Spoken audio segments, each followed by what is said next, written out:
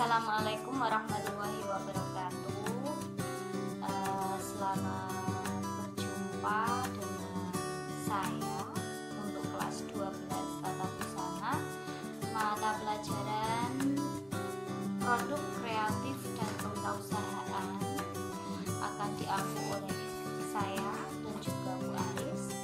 Untuk semester 1 ini terdiri dari 4 bab, yaitu tentang bab pertama tentang menentukan harga pokok produksi, break even point, dan merencanakan keuntungan usaha. Bab yang kedua tentang pemasaran produk, bab ketiga tentang laporan keuangan sederhana, dan yang terakhir bab 4 yaitu mengevaluasi hasil kegiatan usaha.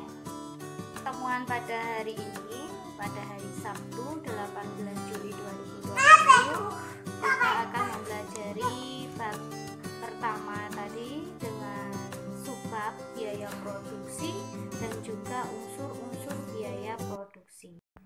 Berikut adalah modul yang akan digunakan di dalam mempelajari produk kreatif dan kewirausahaan kelas 12 yang digunakan pada program keahlian bisnis dan pemasaran, kuliner, perhotelan, dan jasa pariwisata, serta tata busana.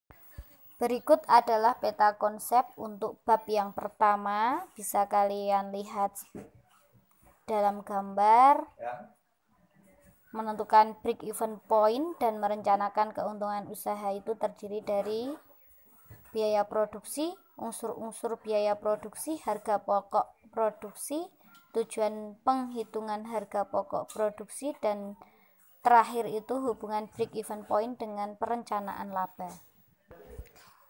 Biaya dalam pengertian ekonomi ialah semua beban yang harus ditanggung untuk menyediakan suatu barang agar siap dipakai oleh konsumen.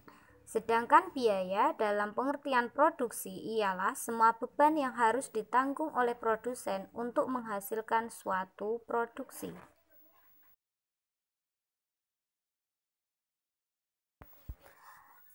Biaya produksi menurut para ahli, yang pertama, menurut Mulyadi, biaya produksi merupakan biaya-biaya yang terjadi untuk mengolah bahan baku menjadi produk jadi yang siap untuk dijual.